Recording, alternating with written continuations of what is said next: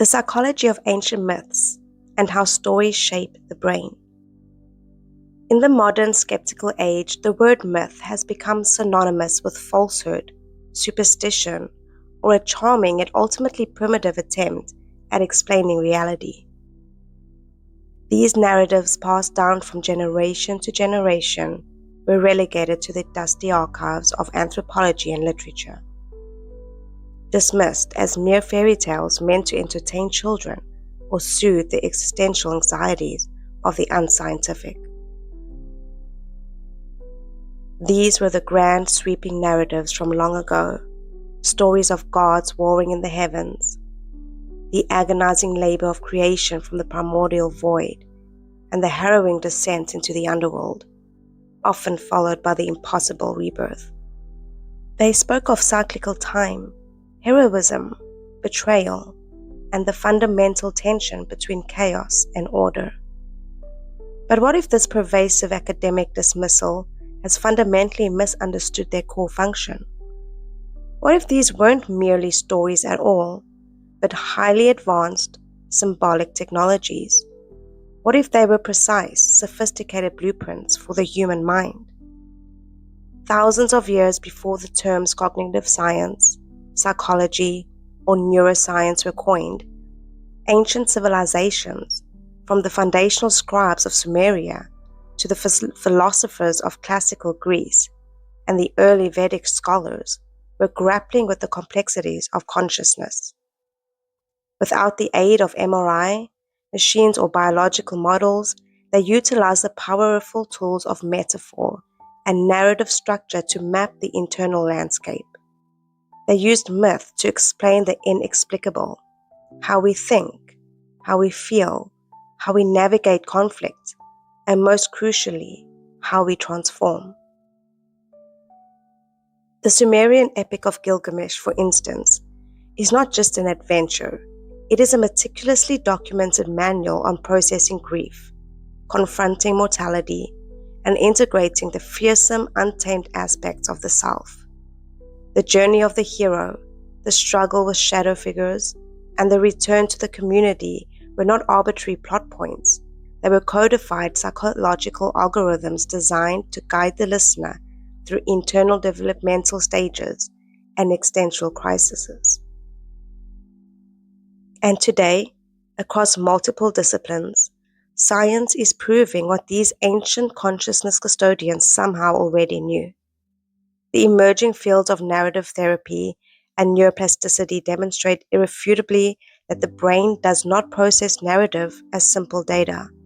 When we encounter a powerful story, especially one rich in archetypical resonance, the brain activates far beyond the regions dedicated to language. It engages the motor cortex, the emotional limbic system, and the regions associated with empathy and experiential learning. This means that while listening to a myth, we are not passive observers. We are actively simulating the experience within our own neural networks. Myth bypasses the restrictive filters of the conscious mind and speaks directly to the subconscious, embedding patterns of behavior and belief. Stories don't just teach us abstract lessons. They literally rewire us. They lay down the deep neural pathways necessary for moral reasoning, emotional resilience, and the capacity for personal rebirth, fulfilling their original ancient mandate as the operating system for the awakened human consciousness. The science of storytelling. The act of absorbing a story is not a passive mental exercise. It is a profound biological immersion, a deep simulation that engages the brain's most ancient and powerful systems. When an individual hears, reads, or reflects upon a compelling narrative, their brain does indeed light up. But the illumination extends far beyond the generalized senses for language processing. Instead, the ignition occurs in the primary sensory and motor cortices, the very regions that activate when that individual is actually living the featured experience.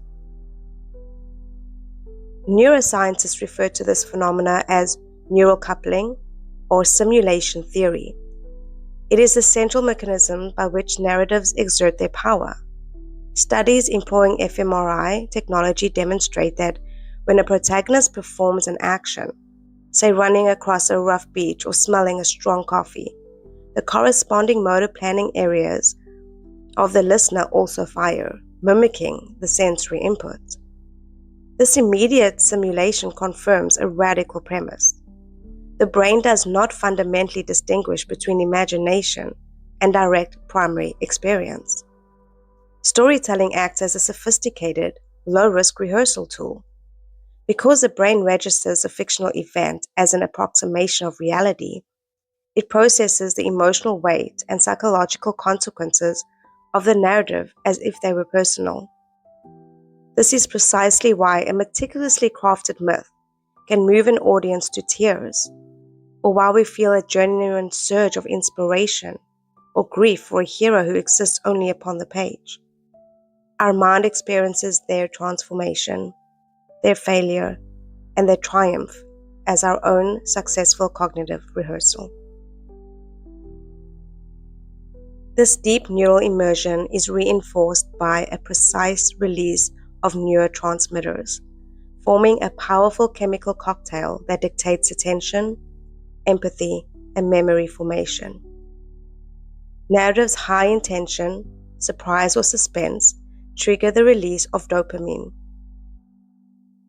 Dopamine acts as attention glue, ensuring the listener remains hooked, anticipating the next plot point or resolution. This chemical response reinforces engagement and drives the desire to seek closure.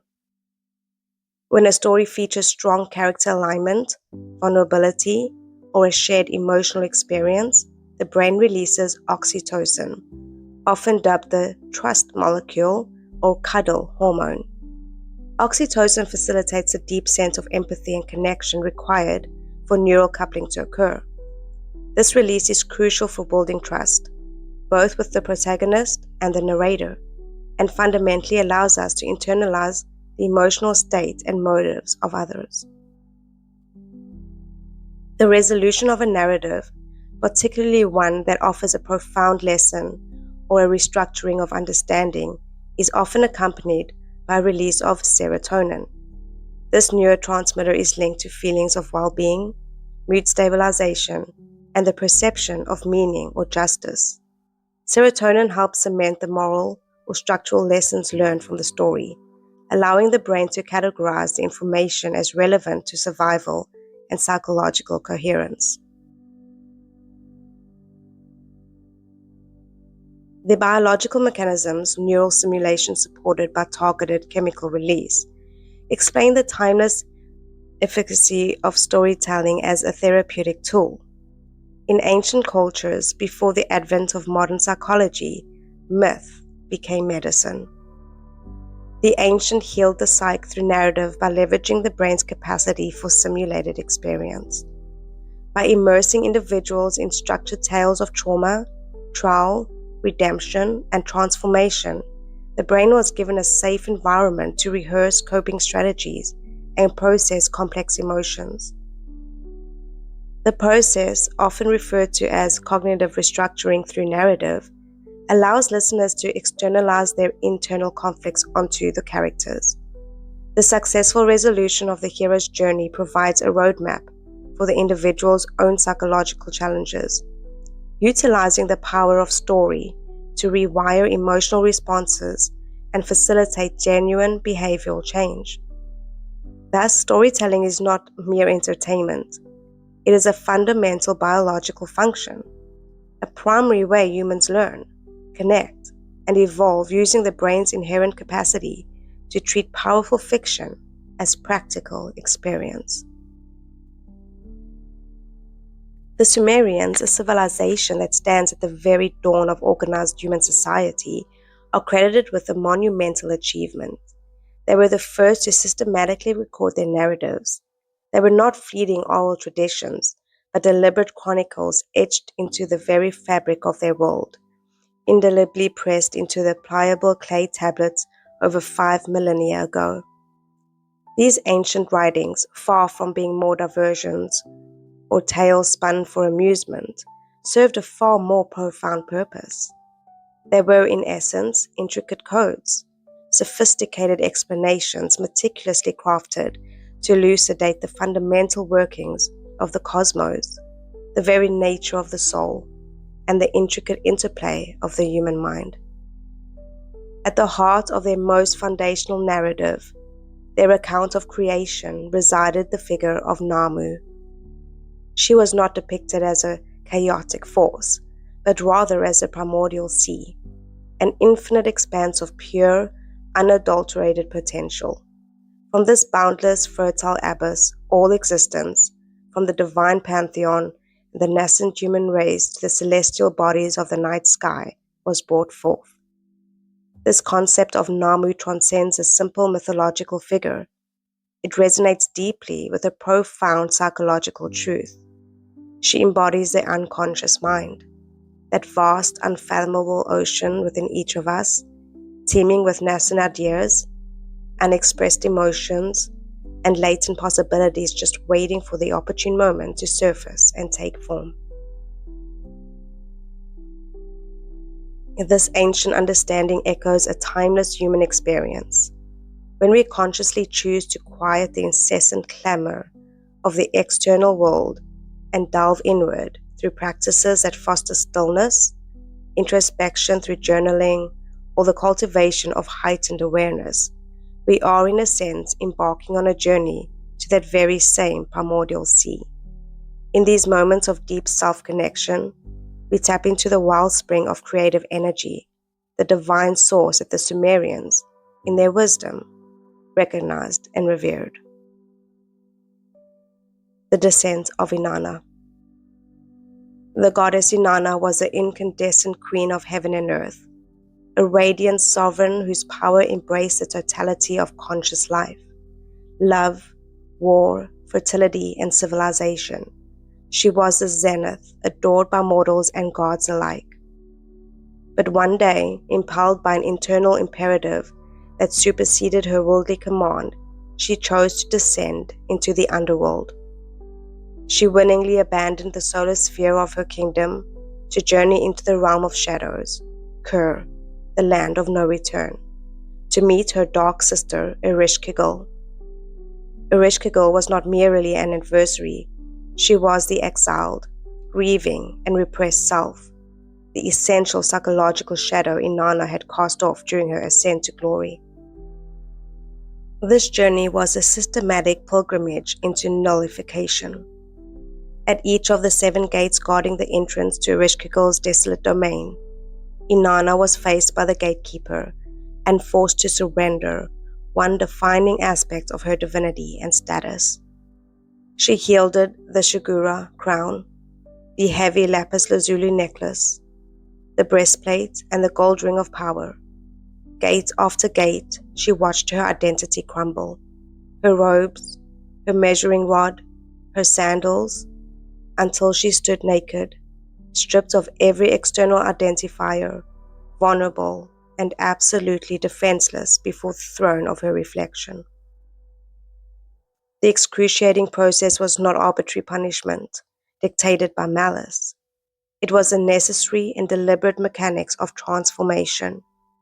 To enter the deepest state of being, Inanna had to shed the very definitions that made her queen: the ego, the status, the defenses, and the accumulated layers of performance.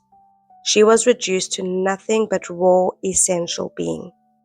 Only then could she truly face Ereshkigal, the unvarnished truth of her own pain and darkness.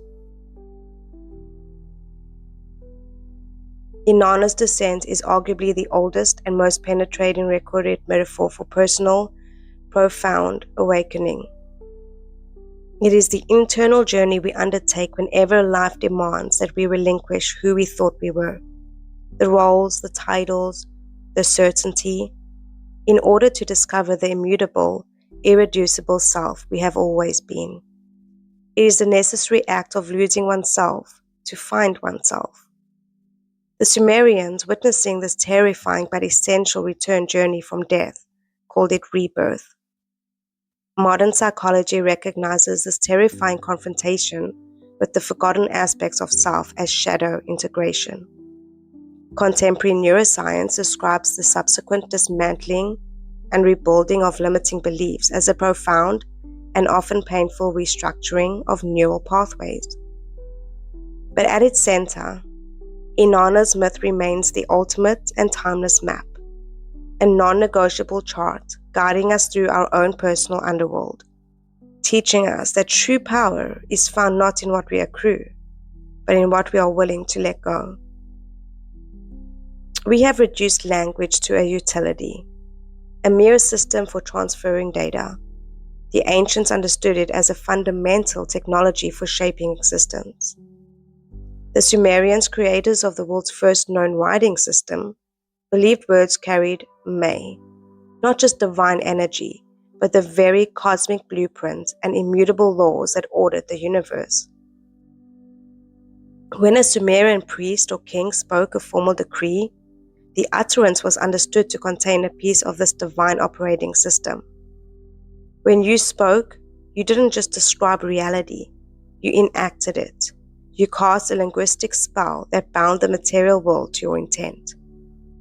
And today, 4,000 years later, science agrees with this profound premise. Studies in neuroplasticity, the brain's astonishing ability to reorganize itself by forming new synaptic connections, show that self-talk, literally and physically, shapes your brain's hardware. Language is not a philosophical abstract, it is a bioarchitectural tool. Every I am statement you speak, whisper, or merely think becomes a neural command, a non-negotiable directive that your mind immediately begins to build a structure around. These commands trigger the myelination of specific neural pathways, effectively reinforcing the circuits associated with this identity. If a pathway is used repeatedly, the brain dedicates more energy and resources to making that pathway faster and more efficient, turning the linguistic statement into a biological mandate. When you say, "I am broken," your brain perceives this as an undeniable truth. It immediately begins structuring your perception, filtering incoming data to confirm this identity, releasing stress hormones like cortisol, and suppressing neural pathways associated with risk-taking and resilience. Your entire psychological state aligns with the state of being broken. Conversely, when you say, "I am healing," or "I am capable of change," your brain begins to align with that emerging truth. This declaration activates areas associated with growth mindset and problem solving, releasing neurotransmitters like dopamine and serotonin that promote motivation and well-being. The declaration creates a new, prioritized circuit, directing resources towards alignment with that future outcome. Every word you process fires a cascade of neurons, adjusts hormonal balances, releases potent psychochemicals, and systematically builds the scaffold of your identity. It is the prime operating system of the human condition. This is why the ancients, from the Vedic sages to the Egyptian priests, treated speech and the power of the divine utterance as sacred technology, requiring meticulous training and deep reverence. Because the power of the word is not merely metaphorical. It is the most fundamental physical capacity we possess to model and manifest reality. The powerful myths of Nammu, the primordial sea that birthed the heavens and earth, and Inanna, the queen who dared the ultimate descent into the underworld, are not distant anthropological curiosities. They are potent, enduring psychological mirrors. They reflect the fundamental cycles of human existence, giving ancient form to modern experience. Each divine descent into the depths of shadow, each act of primary creation emerging from the void, and each triumphant of tragic rebirth, they describe the trajectory of your own inner life. They are the blueprints for every period of profound confusion, every emotional collapse, and every necessary ascent into a new level of self-understanding. When you commit to the profound practice of deep journaling, when you pause for honest reflection, and when you consciously choose to reframe a past trauma or failure not as a defeat, but as a necessary chapter of initiation, you are doing what humanity has done since the first tablets were written. You are actively participating in the sacred work of transforming subjective, formless chaos into shared, legible meaning. You are taking the raw, confusing material of lived experience and molding it into a coherent narrative. Herein lies your ultimate sovereignty. You are both the storyteller dictating the timeline, the emotional arc, and the lessons learned, and the story being told, the vulnerable, complex character within the pages. You are the architect, the creator of the structured narrative, and the creation itself, constantly being refined and redefined by the very act of introspection. Every deliberate phrase you choose, every sentence you structure, becomes more than mere record. It forges a robust, vital bridge. This bridge spans the often turbulent gulf between your deepest, most inaccessible unconscious urges, pains, and untapped potential, and the tangible, actionable structure of your everyday reality. Writing your story is the ultimate act of self-definition, anchoring spirit back into matter, word by word. For millennia, the shamans, poets, and philosophers understood a fundamental cosmic truth. The ancients knew that stories shape worlds. They recognized that myths were not merely entertainment or historical record, but the very code by which societies were structured, laws were established, and cultural identities were forged. The stories we consume, and critically the inner monologues we perpetually tell ourselves, are not just input. They are catalysts for genuine internal restructuring, constantly editing the operating systems of our own perception.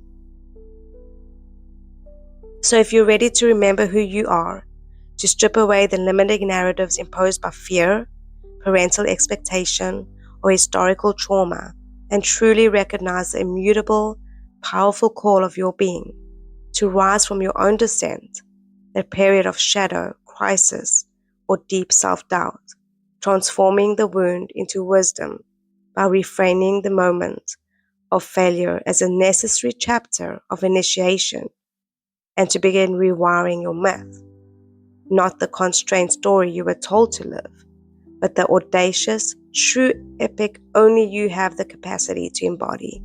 Then understand this. The revolution doesn't begin with a grand, overwhelming gesture.